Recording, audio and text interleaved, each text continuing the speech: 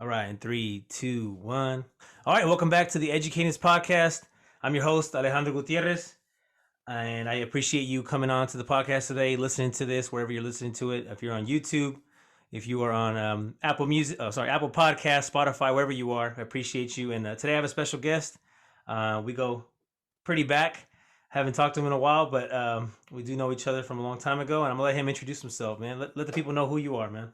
How's it going? I'm DJ Oasis, KSFM 1025 radio out here in Northern California, Young California, part of the promotions, Fame Squad, um, representative for a whole bunch of other shit. But yeah, I'm here.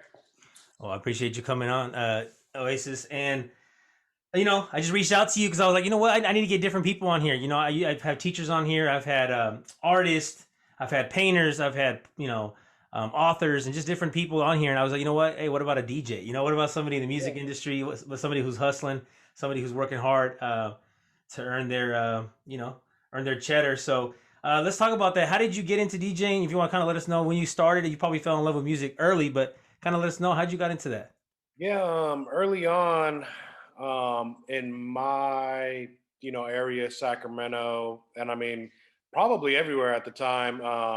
The four elements were really big as far as like breakdancing, DJing, graffiti, um, and I dabbled in all of those, and I dabbled with DJing a little bit. Nothing I thought I was going to take serious. Nothing I thought like I'm going to make a career out of, or even, some I was going to try to make money. It was just something I wanted to learn how to do. And this was probably the seventh grade. And so, I mean, how old are you in seventh grade? Like 10 to 11 or something like No, that? no, seventh grade, you're like, I think you're 12. Maybe 12. Yeah, 12. Yeah, So, 12. yeah, Yeah. yeah, 12 sounds about right. Yeah, so, I'm 34 now. So, you could do the math. But yeah, it's something that I just took up as a hobby, and really didn't take it serious even through high school. It was something that I just played with. And it was until I got out of high school, about maybe 2, 3 years out of high school, that I took it on full time. I got laid off of my job at the time. And I was like, hey, I think this is some like that I could do on the side to make some money. And I really started studying, the people that were high up there in in the city. Like any career path you do, you want to study those that came before you and successful people to see how they did it. And it was just something that I took on, studied all the the elements to it, studied all the different roads you could take to it. And I've been doing this full time now for a little bit over 10 15 years. Yeah, I'd always see your name pop up, and I'm like, I know that guy. And people were like, oh, DJ Aces? I'm like, and I would just tell them, I know that guy. Like, I know who he is. You know what I mean? And so people didn't believe me sometimes. Like, man, this guy got big. But yeah, man, you were like, it was all kind of like when social media was blowing up, right? Everybody was just, like the resources weren't there, maybe the way they are now. So kind of tell me how did you even see other DJs or what they did, or how did you learn these things if it wasn't as easy as it is right now? Yeah, I mean, around the time that I started taking it seriously, I think the biggest thing was MySpace. Right. And um, the DJ AM, the Jazzy Jeffs. I mean, YouTube had just started taking off. I mean, not taking off, but it was something that where you could go and search things and watch videos and things like that. Like, um, but really, I think for me, it was actually going out and seeing everything firsthand. Seeing the bars, seeing the nightclubs, seeing the different shows, seeing wherever there was a DJ at. These guys are doing this 3, 4 times a week. They're making good money each night, and it's like, oh shit, like you could easily crack 100 grand a year if you take this seriously. You don't take it as a hobby and just want to get out and party. Like, really taking it, as a serious career. Even some guys, that do the wedding stuff, the event guys that DJ for Google or DJ for corporate events, or high end weddings, that are $3,000 an event, and you're doing 3 or 4 of those a week. Like, you could just you could do the math there. So Right. and I studied all of those lanes and said, okay, like this is sort of what I want to do. I'll dabble in this, dabble in that, and a lot of the stuff, it just started coming my way and kept me busy over the years. Yeah, man. Ever since I remember you, I mean, we go back to playing baseball, but Yeah, um, even like during that time, you know, you're already kind of making a name, doing your thing on the, like you said, MySpace, and then obviously Facebook hit off. But so the whole DJ, because the thing is, the DJ thing interests me so much. I love music too, and I DJ for a while. I was more of an event DJ. You know, I would do the little quinceañeras, you know, the parties, Yeah. and man, that was that was tough for me to keep doing it just because of the amount of, you know, carrying them, carrying the stuff, loading the truck, and you know, when you do something for money, like a lot of business that I try to do a lot of different businesses, and I've talked about it before in the podcast. But if it's only about the money, then when it becomes hard, it's over, right? You're not gonna like it anymore. Yeah. And I thought that's not that I don't like to create music. I wouldn't love to play with the rain right now. I used to have the rain and all the turntables, but you know, it's just something that obviously wasn't that important to me to keep going with. So, you know, when did you decide to kind of like say, you know what, this is what I want to do full time? You know, because I know you said you had a job before, you got laid off, and then you went into it. When was it where you're ever like the turning point where you're like, man, I could just do this all the time? That's was my So career. it's crazy because I got into it, and like you said, once it becomes a job, it's not really like fulfilling. It's not fun anymore. Mhm. And I felt that, and I didn't realize it at the time. Um, so, I got laid off, and sort of piggybacking off of unemployment and DJing to try to keep this balance of like getting, a structure of money and being consistent, with income. And I got there, but then it was like, okay, I'm doing what I thought I loved, but I was like sort of depressed doing it. And I'm like, man, this shit isn't really fun.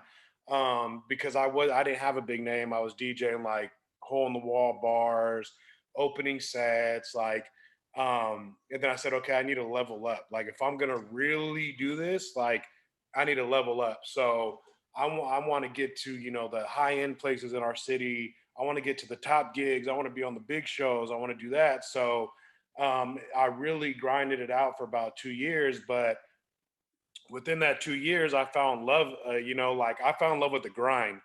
Mm. I think even more than actually DJing. Like, the anxiety of, okay, I got a whole blank calendar that next month and the following month, and I need to fill that. Like, it gives you this anxiety that is sort of fulfilling. Like, it's exciting. It could be scary for some, like not knowing where you're going to get your next paycheck from. But for me, it was like the excitement of like going out there, having to grind for it, having to get those gigs, having to climb up that that ladder, to really get to where you want to do. And I've achieved a lot. And a lot of my goals, I've done over the years, from getting to those shows to getting to the top clubs, not only in my city but in the region, and SoCal, like going all the way to SoCal, flying, having people like pay for flights, having people fly me out to, different events, things like that.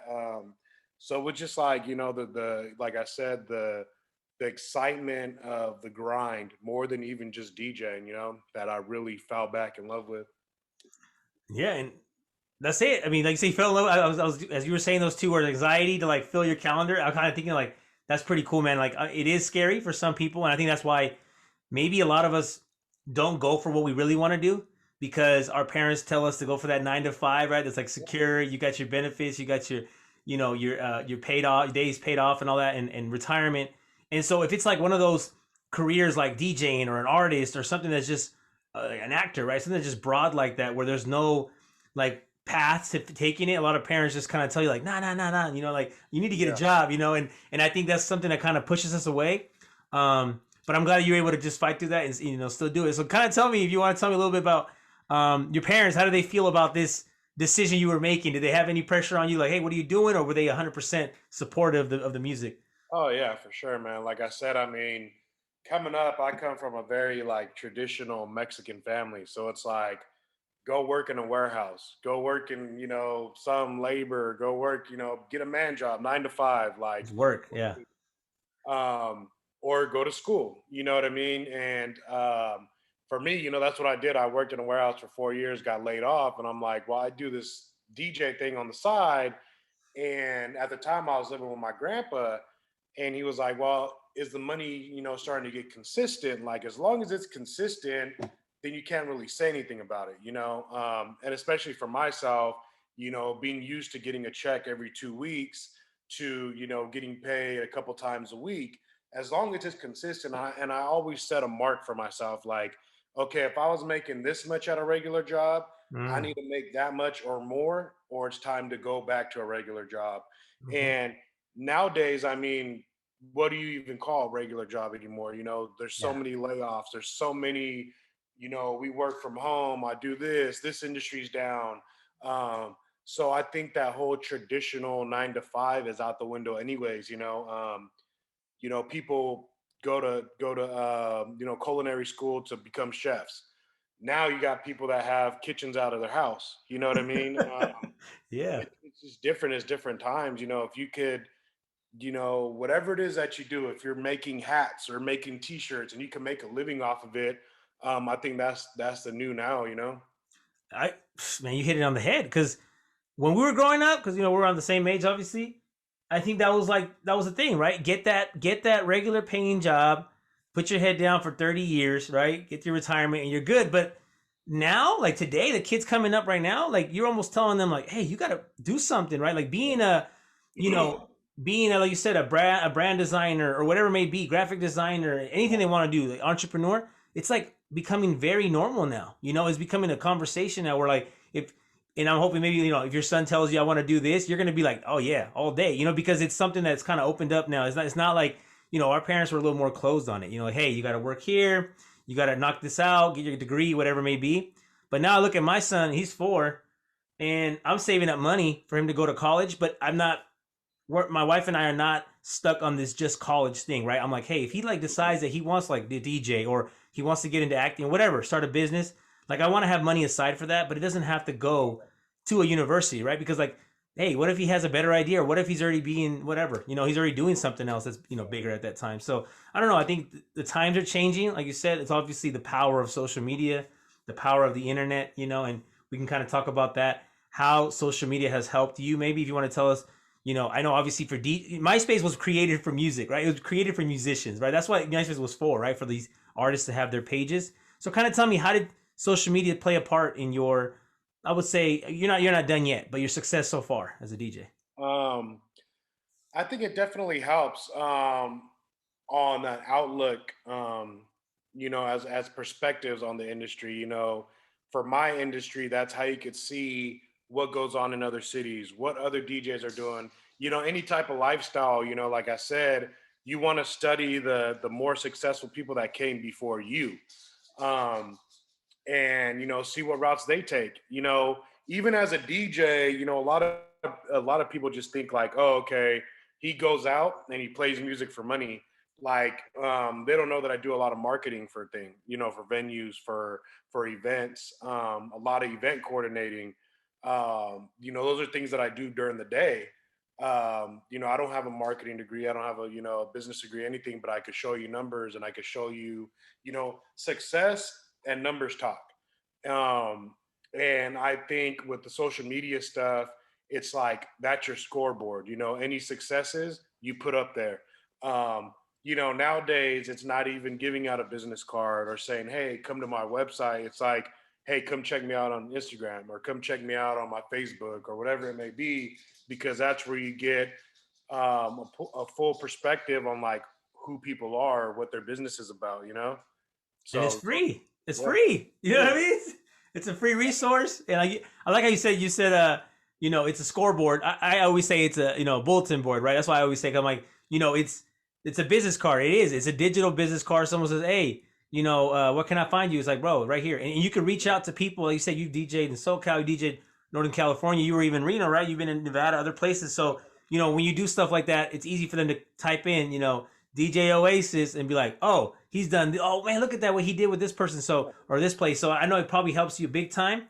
And it's kind of sad how people are using social media right now. It's like I was talking about it today, but social media is like it's becoming a negative place where people are just so obsessed with sharing news and topics and politics where it's like, bro, that's not even what it's for. I don't go on there for that. I go on there for, like you said, successes. I like to see musicians clips, and I like to see funny clips and sports and whatever it may be. And I don't go on there to see you questioning. I don't know. That's just me. That's just me personally. But like, hey man, it's not what Yeah. it's for.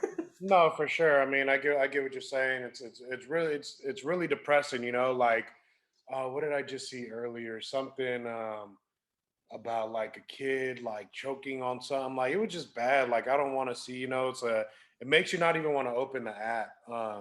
Just because it's like I hate to see negativity. It brings your day down.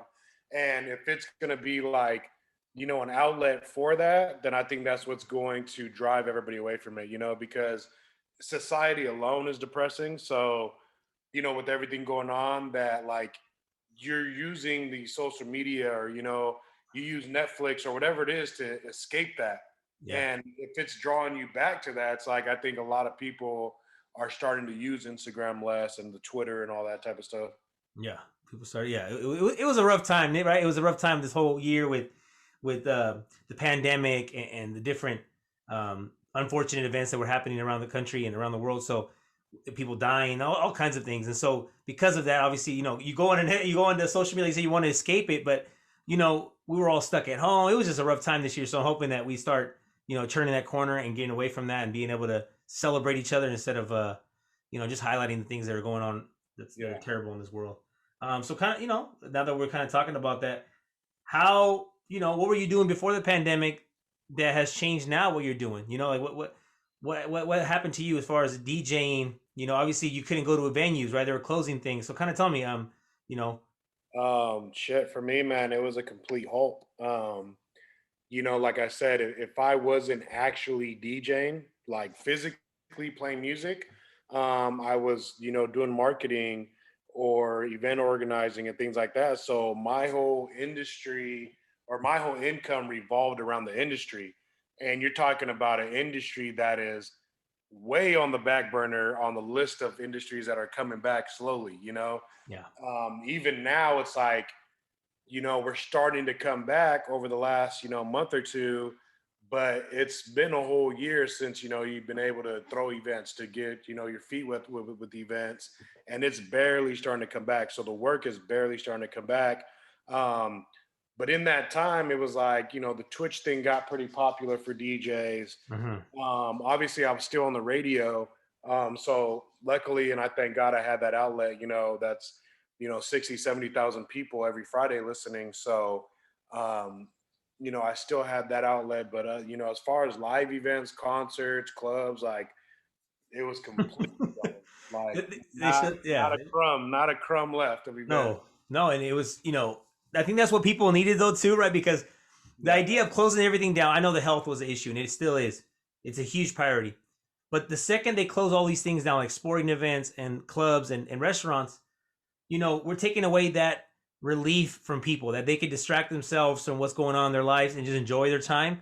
And you take that all away. On top of that, like you say, you put everyone inside for a whole year, and then all you see is negativity on social media in an election and all kinds of things.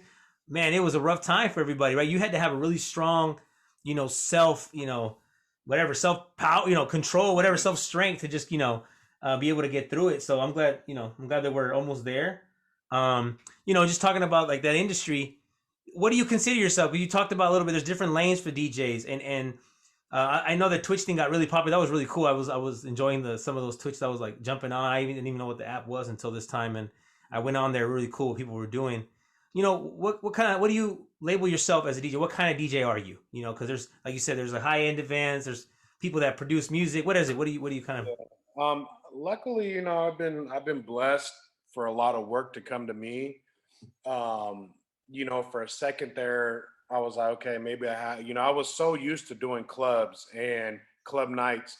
I was busy out there 6, sometimes 7 nights a week, sometimes multiple gigs a day. And, I was just blessed to be able to do that and be consistent where, I show up with the backpack and, DJ, get my check and I'm gone.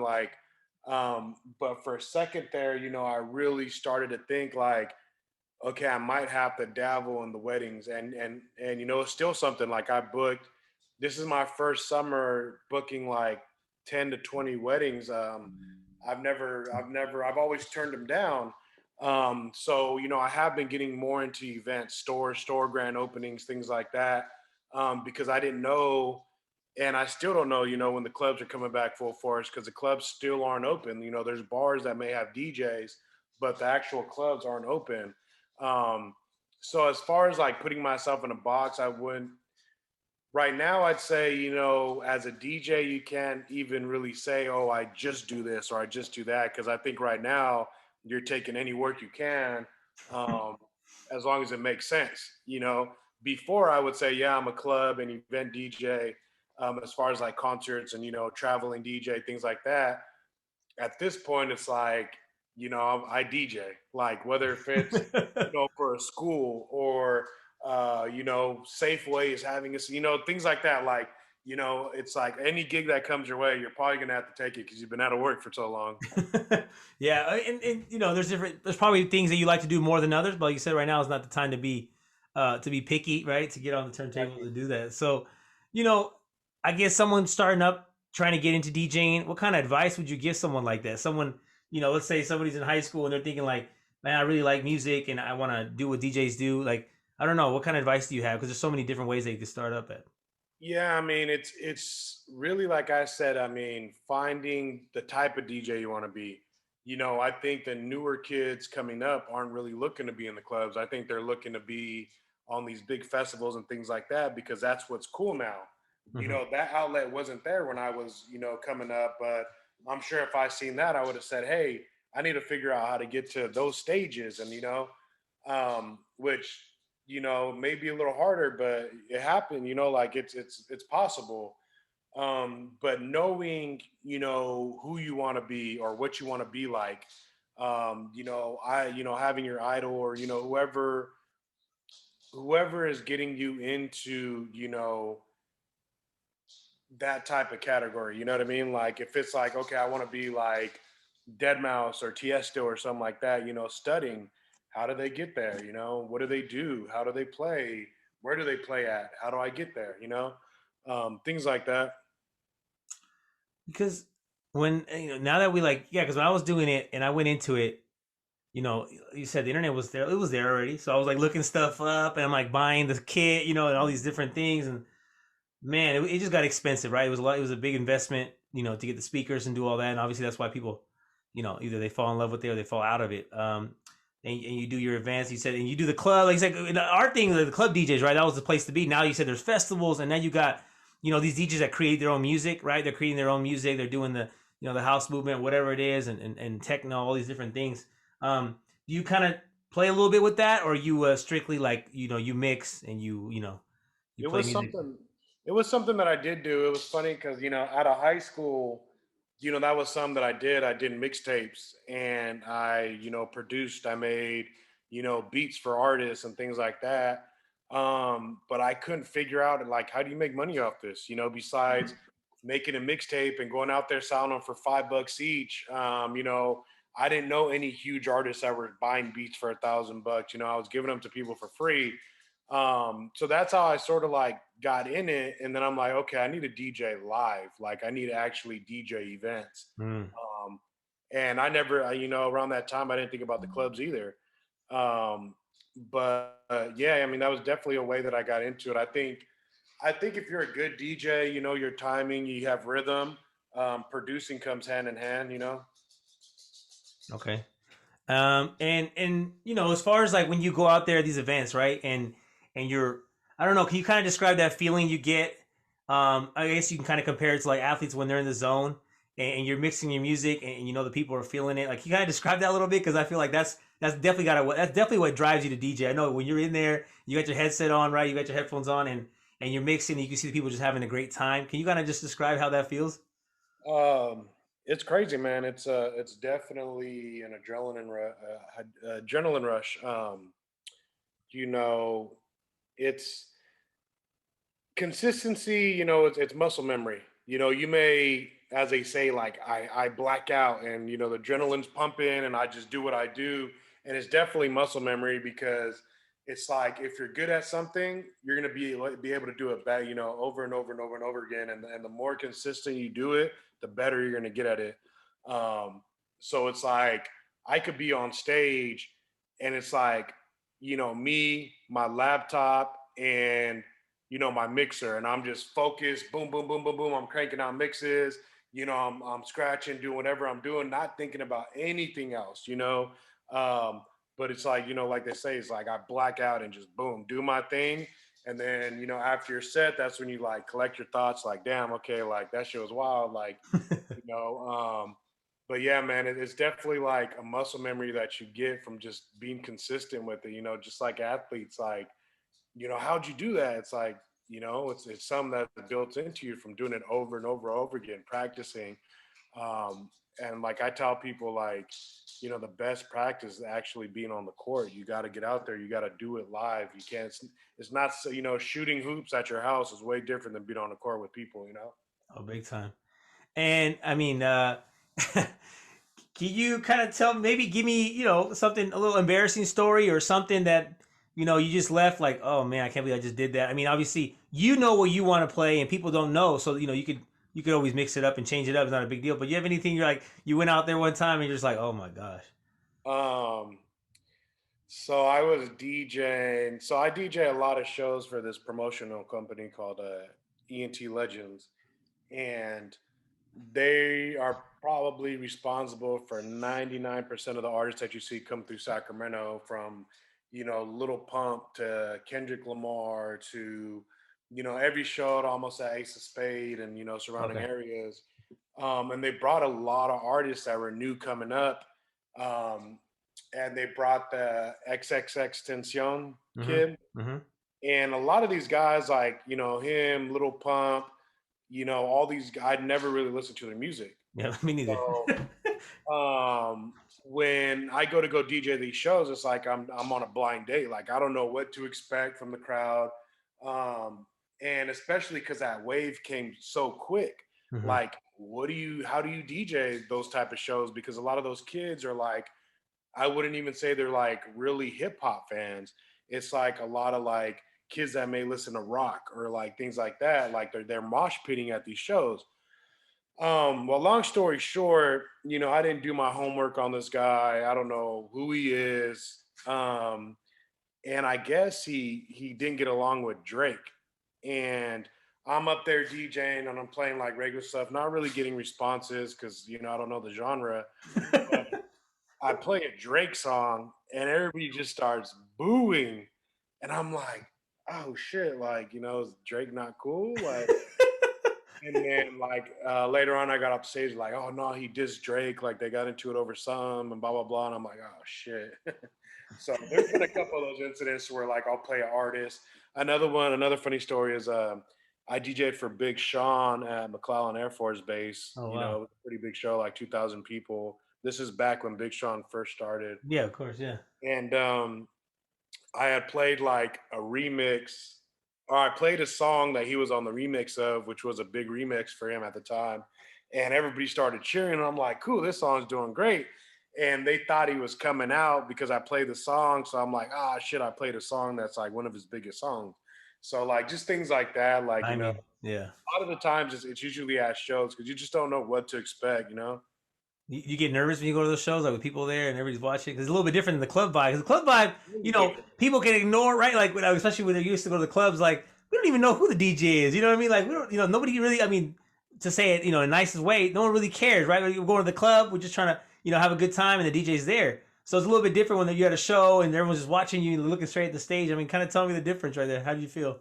Yeah, I mean, the major difference is like you said, like at a club, there's people are drinking, they're socializing, they're dancing, whatever, but they're not staring at a stage Right. with You're behind them. Yeah. one person on it, Yeah. light shining on you, like it's a pressure situation. And there's been times like usually before I step on the stage, I'm like, okay, how long till this artist comes on?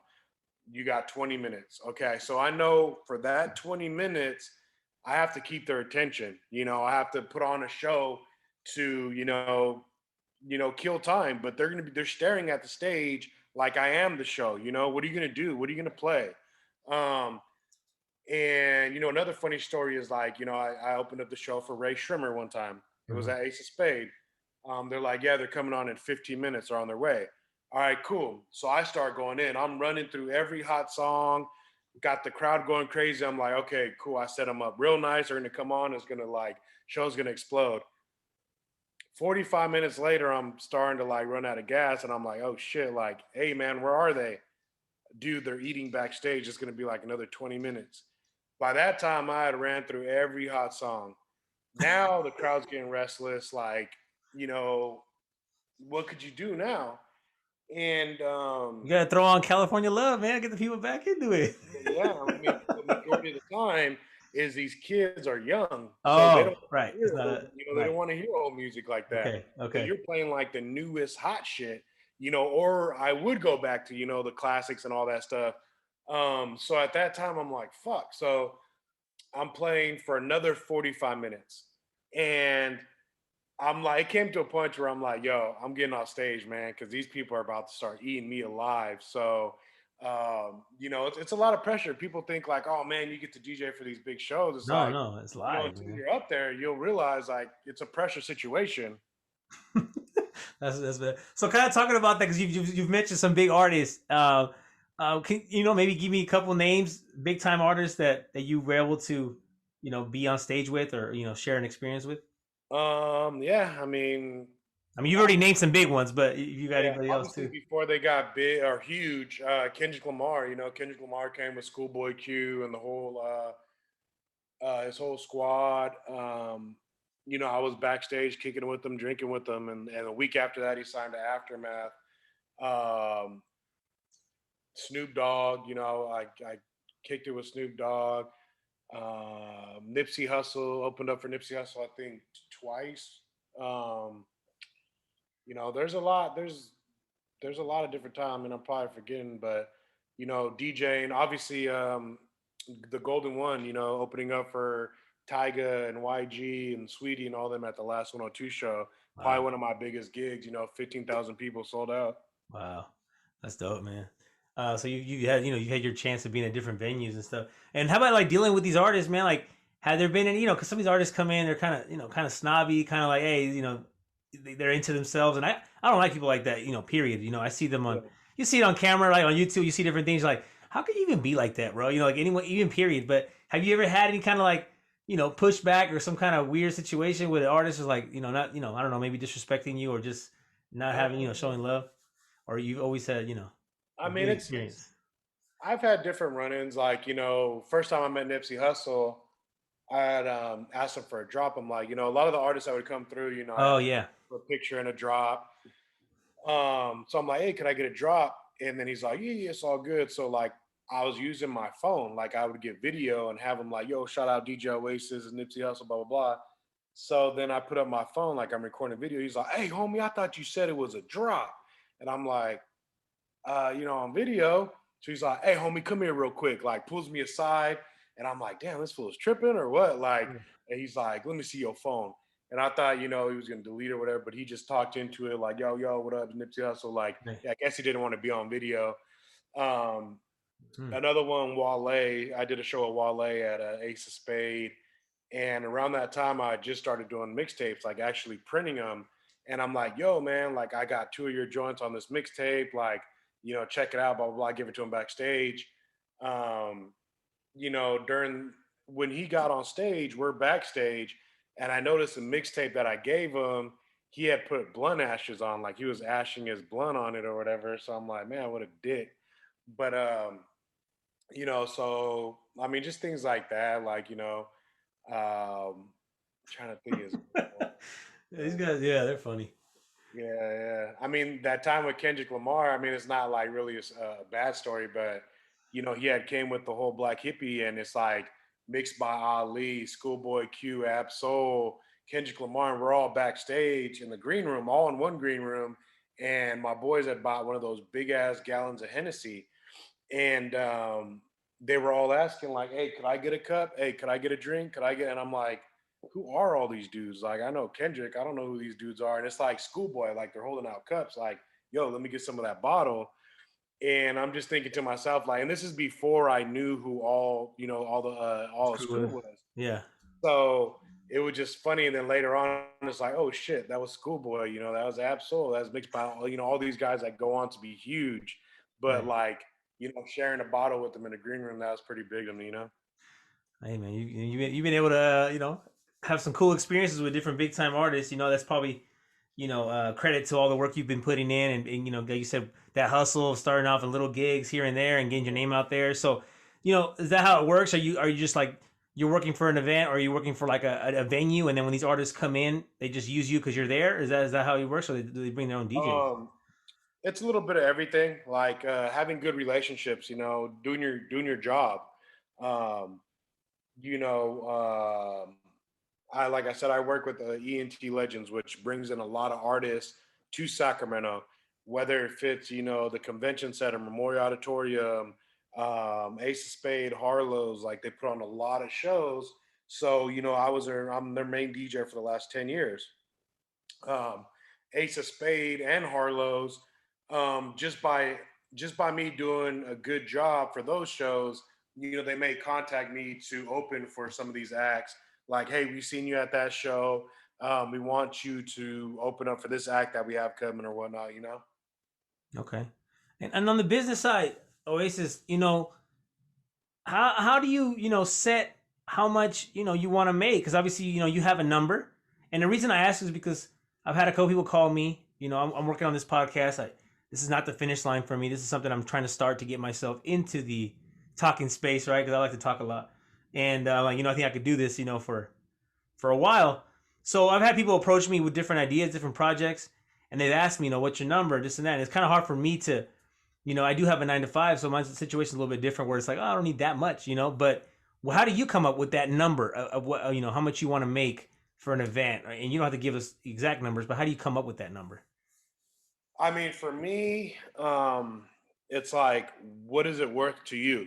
Like you said, if you don't need the money, then you may turn down a gig that is going to be stressful or that you're going to like dread doing.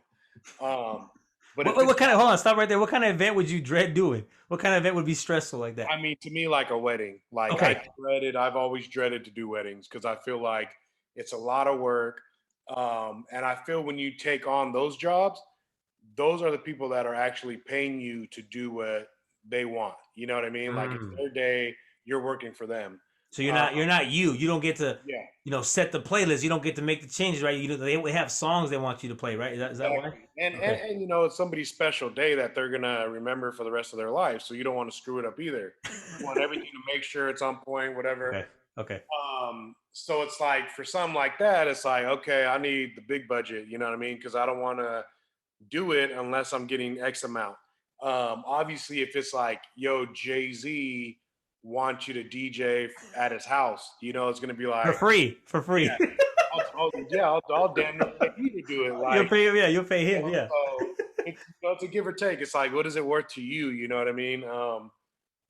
Some of the biggest shows I've done are the least paying gigs, but they meant so much more to me than some of my highest paying gigs. Okay. So you're definitely not money driven. We all want to get paid, but Yeah. it's definitely not a money thing. It definitely has to be, because they got to respect the artist too, right? At the same time, you're an artist. I consider you an artist. You have music, because all the songs are there, right? But you and I are going to come up with a whole different mix, because first of all, I don't know how to do it, but second of all, you and another DJ will have a different way of, bringing it in, fading it in, mixing it, whatever it may be. So I consider you an artist. And at some time, you want to be able to have that creative control, right? A little bit of what you're going to do. So that's a little bit different, right? Because you go to a club, you're able to like play your thing, or you go to an event, you just got to keep them hyping, you got to get them hyped up and get them going. Like you said, you got to know your audience, right? Because you and I are down with some old school stuff. Like you said, we can have some go-to songs you can just put on and people will be like, okay. But like you said, the new crowd, man, they're into like this whole different genre. We don't even know like the artist names. I don't even know. The only reason I know the names you were mentioning is because my students will talk about them. Like, I don't even know who that is, man. I'm still listening to the Tupac CD from a long time ago, so I don't even know. Yeah, man. So as you continue with your DJing, what would you say would be where you can say, what, I've made it. This is the point where I've made it. This is where I want to be, because there's so many DJs out there doing different things. They have their different goals. Where would you be like, hey, today you look in the mirror like this is it. This is where I made it now. Yeah, I mean, If you haven't got there yet, I don't know if you're there yet or you want to be there. I mean, honestly, like I'd say I made it a long time ago. The first year that I could successfully say, I've taken care of my bills, and, I have a structured business and money's consistent. Like, that's making it to me. You made a business, you made a Mm. successful business. Um, that's what's making it to me. Like, it's not like, oh, I got a Lamborghini and I got a big ass chain and I got a mansion. Like, that's cool. You know what I mean? But you still have to have a consistent and successful business to obtain all those objects. So you could have made it to that point, but now you have to keep making it to, keep the stuff.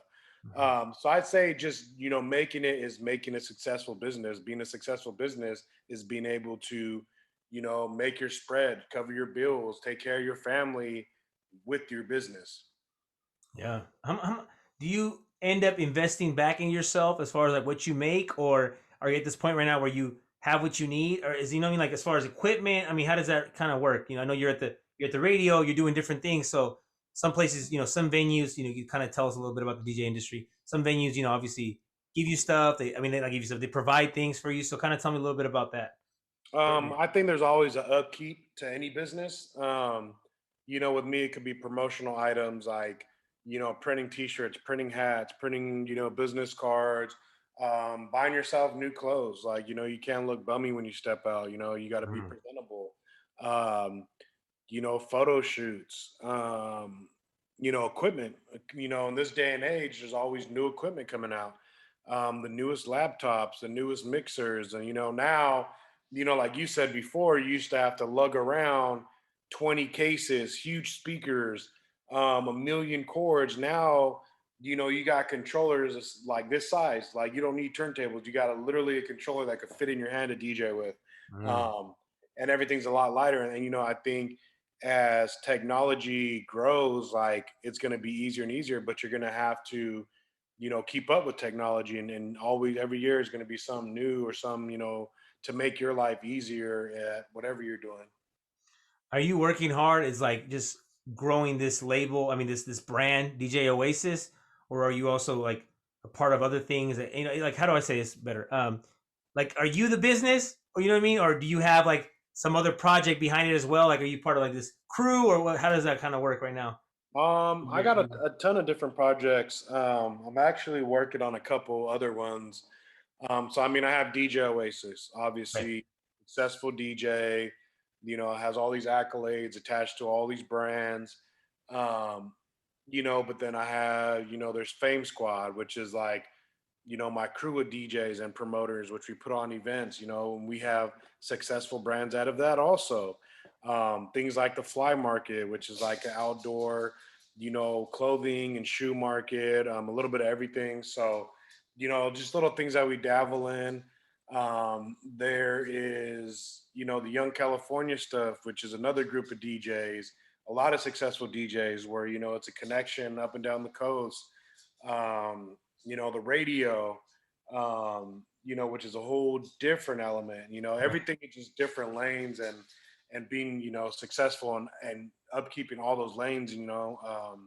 But I'm also, like I said, I'm also working on a couple new ones I don't want to really talk about, but they're new businesses. That someday when I want to hang up DJ Oasis, these businesses will continue to bring in revenue for me to where I don't have to DJ live anymore. Yeah, man. I hope you get to that point. I know you will, man. And just don't forget your people. You know what I mean? No, but I remember you were quiet. What's I'm up? thinking about Red Bull. Shout out Red Bull. Oh, really? Yeah, I got a little sponsorship with them over the pandemic. Really connected with them. There's a project coming out with them also, so that'll Wow. be out probably in a couple months. That's dope, man. That's what I'm saying. Yeah, that's all your hard work you're putting out there. And there's so many different avenues to go, right? You're talking about, there's clothing, there's events you're doing, there's live events, there's producing. There's so many things you could do with the music industry. I know it's a very tight space. There's a bunch of people. Everybody wants to be a rapper. Everybody wants to be in music. How is that collaboration? How does that feel like with other DJs? Is it very receptive? Are people down to work? Are people down to collab, or everyone just kind of does their own thing and be like, hey, man, nah, man, I'm not gonna teach you nothing because you got to figure it out. How does that work with the It's a DJs? give or take situation, man. I've built up people to where they're really loyal. They're by my side to this day. Anything I ask for, they're there. I've also built up DJs that as soon as they find their lane, they're out. Don't need you anymore. I'm doing my own thing now. Um, and you learn throughout the years. You teach people things. You don't teach them everything. You know what I mean? Mm. But and that's just the business of it. You know what I mean? Like I've gotten burnt. You know what I mean? A ton of times, like putting people on and people backstab you, all that. But at the end of the day, you are your business. So people could imitate, but they can't recreate. Yeah, and I mean, I like how you said you teach them something, don't teach them everything, because and not that you don't want people to come up. It's just, hey, some people have to learn by doing it too, Yeah. and I'm pretty sure somebody lifted you up when you were starting out, and at the same time, you want to open that door for people coming, behind you, because that's part of your legacy, right? It's like, oh no, Oasis put me on, so Yeah. that's something that you do. For the most part, I put a ton of people on, and I'm always open arms to anybody. As long as you don't burn me. The first time you burn me, it's like, all right, my eyes are open. Like, it won't happen again. That's tight, man. So, and I know you kind of talked about you grew up in a traditional home, traditional Mexican home, like you're saying, it was like, this cultural thing, how does that kind of play into the music that you like? Because obviously, you're into the hip hop space. Is there any other genres that you kind of mess with, at least that you like or you enjoy, or are you just so focused in on what you have to do for work? I mean, obviously, I have to, know what the hottest hip hop or top 40 records are for work. Um, and it's funny because I'm not fluent in Spanish. I understand everything, um, but I can't speak it fluently.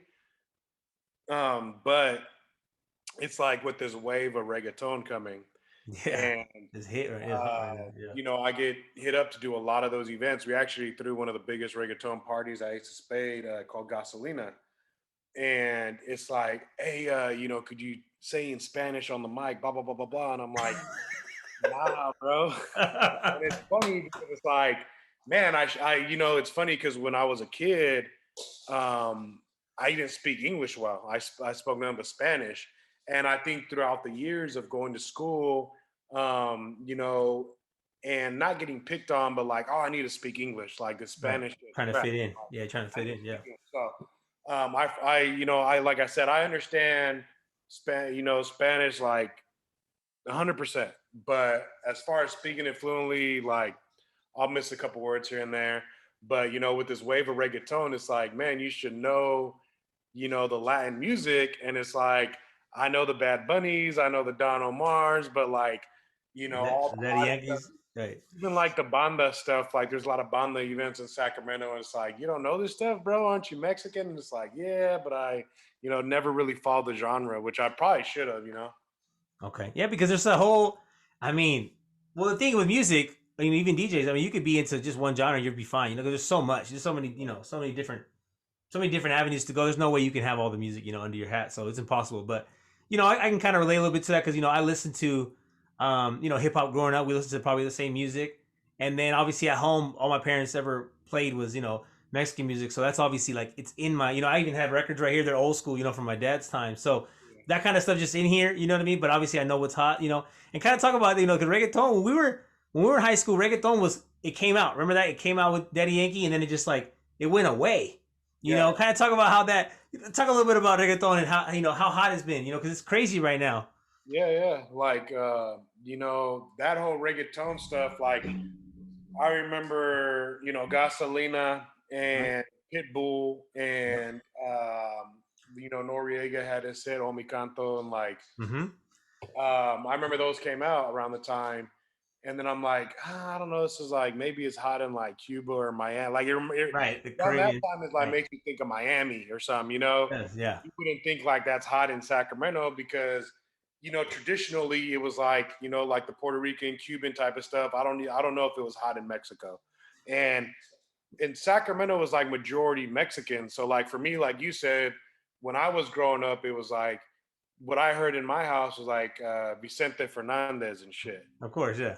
Like so when I go do these banda events and things like that, that's totally different. You know what I mean? So Yeah. it's like I was never raised on what actual DJ in a Latin environment would play. So it's like learning, everything.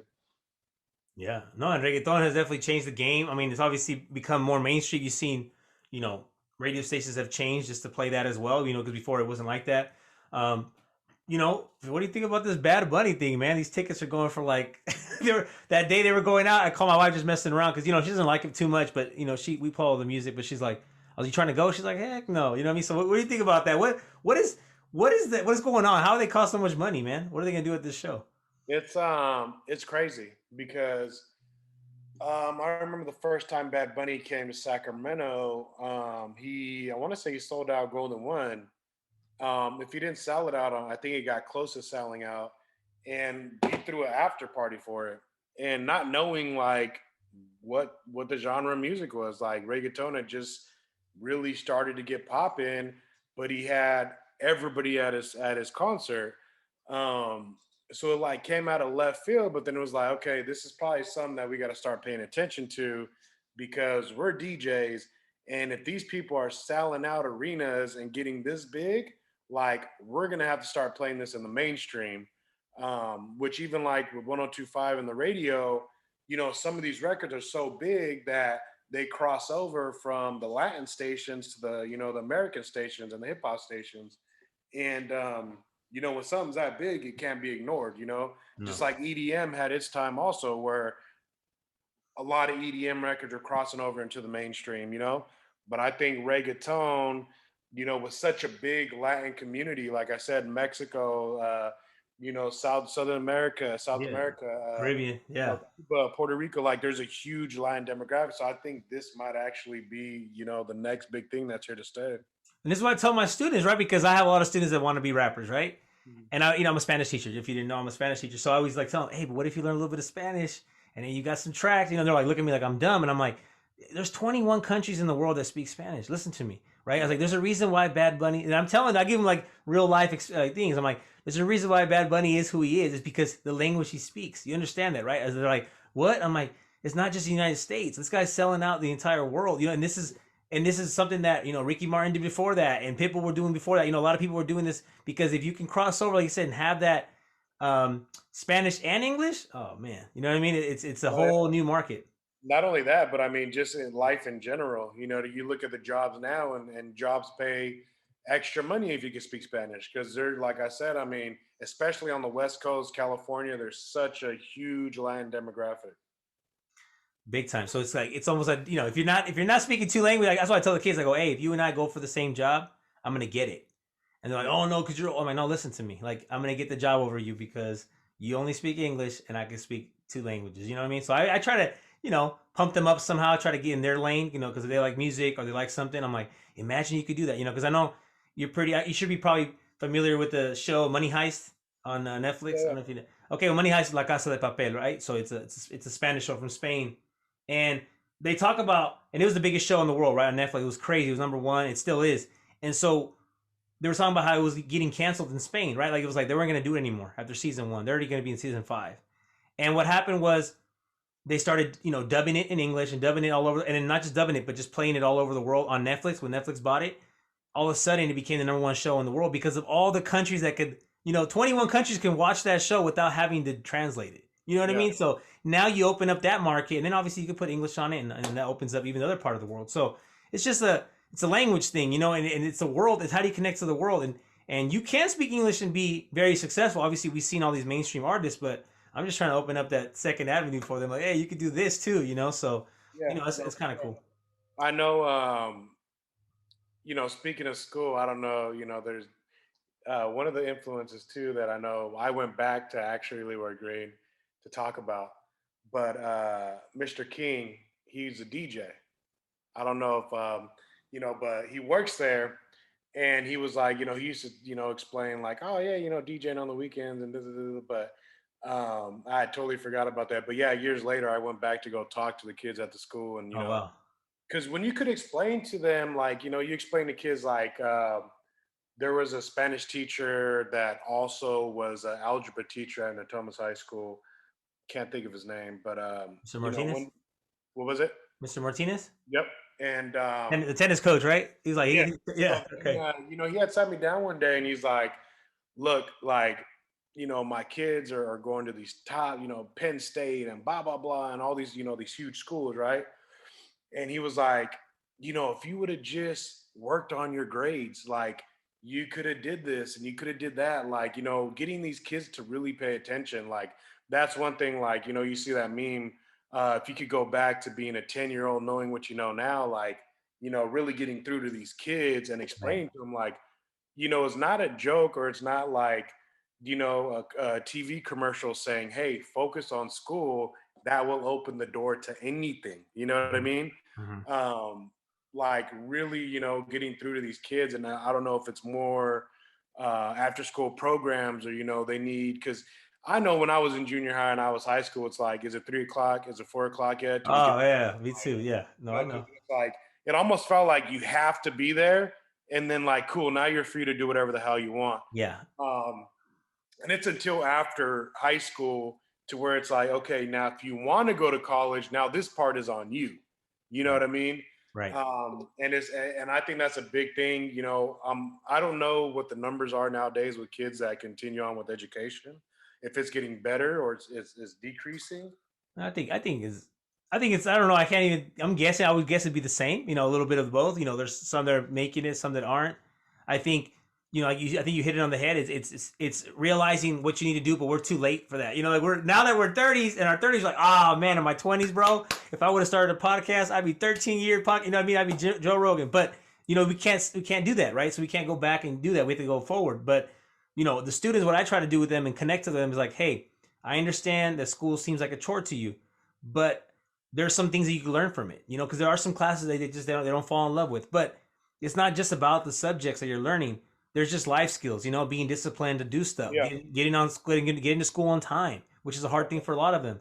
Waking up to go to school, uh, following through with whatever you want to do. So yeah, what was that? Hygiene and PE. You know what I mean? Yeah, the hygiene. Yeah, hygiene and PE, health from PE. Like being fit is a problem now. Being Yeah. fit is a huge problem. Like especially with the pandemic, like kids are so used to playing video games, just sitting down, and the parents are like, "What are we supposed to do? They can't do anything else." But and right now, like I coach the soccer team, it's really hard to get kids to come out. A lot of them are just in this funk, of like, well, we don't have to do Yeah. anything, right? And so and then we can't really say don't play video games. You can't make a career out of it because you can. There's careers out of that now. So now our parents used to tell us that with the Sega Genesis, but now these parents can't say it to their kids because there Right. is a career. When you're doing anything, like I said, it's the gates are open. Like, anything you want to be in life, anything you want to do, it's possible as long as you have. But then again, I mean, you said like you have to have discipline, you have to be responsible, you have to be professional, and all of that comes from high school. Like I didn't have discipline in junior high, high school. I wanted to have fun, and it was until years after that it's like once you leave high school, that's when in your head you're going to decide if you want to push forward, be successful, or if you want to mess around and float around. You got to set goals for yourself. And, ultimately only you could push you, you know what I mean? And how many hours you want to put into a craft or, how many hours you want to put into a career or whatnot. What do you take from school though? Like I know school wasn't your you say that wasn't your number one thing. It wasn't something that you were just like passionate about. But what do you take from it? Like I know you just mentioned hygiene, but what else do you take from it that you use today? Socializing, socializing is a big thing, you know, like how this year with the pandemic a lot of kids are at home. you know you have to be in environments. You have to see how real life is. You're in a room with 30 other kids that all have different attitudes. That how do you respond to things? How do you um, talk with people? Like so social skills are such a big thing in life, period. um PE too. I was a lazy kid in high school, but you know throughout your whole life with recess and PE, they're telling you, hey, a certain part of your day is to exercise. Yeah, So you can stay healthy. You know what I mean? right. So continue that on in life. Whether if it's a half hour during the day, go walk around or do some. Um, but it's like they set you, like you said, getting to school on time. majority of the time, I guarantee those are the same people that are late to their job every, 15 minutes every day. Discipline, like um, the discipline that, school will teach you. Hey, you can't do these things in this public environment. Dude, you could do that at home, but not in this public environment. It teaches those skills to take onto a workplace or, just in life, period. Like, um, there's all types of different things, man. I'm sure I could name a million other ones if I could think of No, them. no, But you named some good ones though. yeah, You've named. I think that's the point, especially social. You're not the first person to say that. That I've had on here.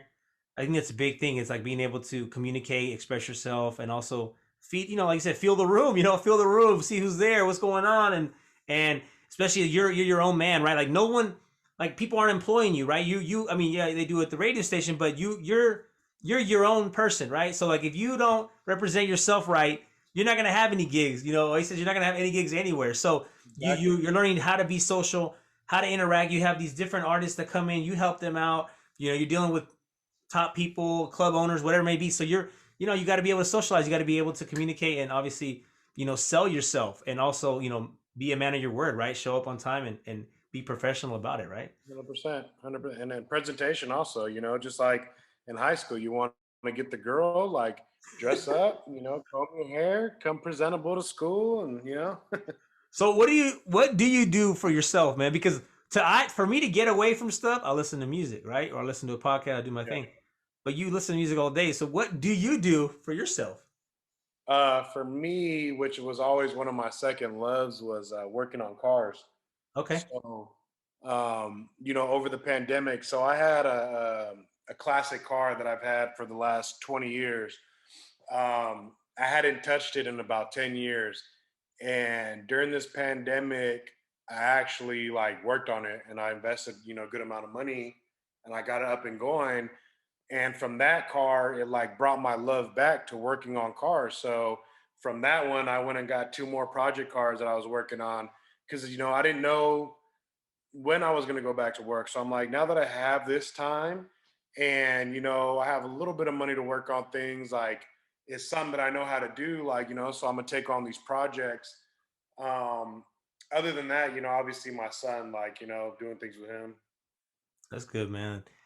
And that's something that I talk about with people is like if you didn't come out of this pandemic, obviously a lot of people didn't make it out of this pandemic, but if you did make it out of here and you didn't pick up something new or be able to reset, it's Yeah. like then you were never gonna do that. Because people are like, oh, if I just had time, like, nah, bro, you had over a That's a year long to time. get started, right? And so one of the things that I've always preached about was getting healthy, right? Because when you and I met, we were athletes, we were playing sports, and so it's easy to get away from that, especially when you're in your 20s and you start having money and you start eating out and it's cool to eat Yeah. out and we can make all kinds of excuses, but at the end of the day, we just weren't active enough, right? I wasn't active enough and I gained, a lot of weight and I was like, I'm just not being my best self. So, Yeah.